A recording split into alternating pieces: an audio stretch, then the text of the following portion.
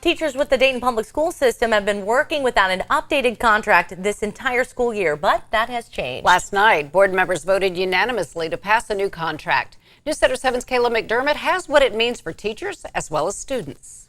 This is the 134-page contract that's been under negotiation since the spring, but now, several months into the school year, teachers within the DPS system can know that they are protected when they walk into their classrooms. The previous contract with DPS expired over the summer. While you're negotiating, and you're negotiating in good faith, the wording of the previous contract stays intact.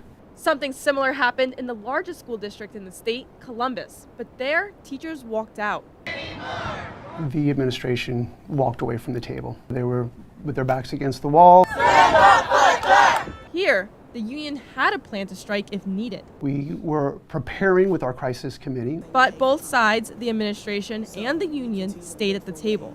So teachers stayed at work while negotiations were being made.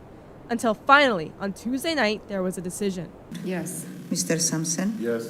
Mrs. Wigani? Yes. Dr. Pickett? Yes. It was a long process. It was a battle. It was a fight. With the new contract, President of the Dayton Teachers Union, Neil Mahoney, says teachers can look forward to a 3% salary raise, teacher evaluations, planning periods, and a hero bonus for those who remained and worked through the pandemic. To reward those teachers who came in and day out. We appreciate our teachers and all our staff that work with us here at DPS. Mahoney says the new contract will benefit the students. When you have someone who has felt that they are valued, that is shown in the other roles that a teacher plays. This contract does expire in 3 years, but the plan is to look it over a year before it expires to see what needs updating for the newest contract then in 2026.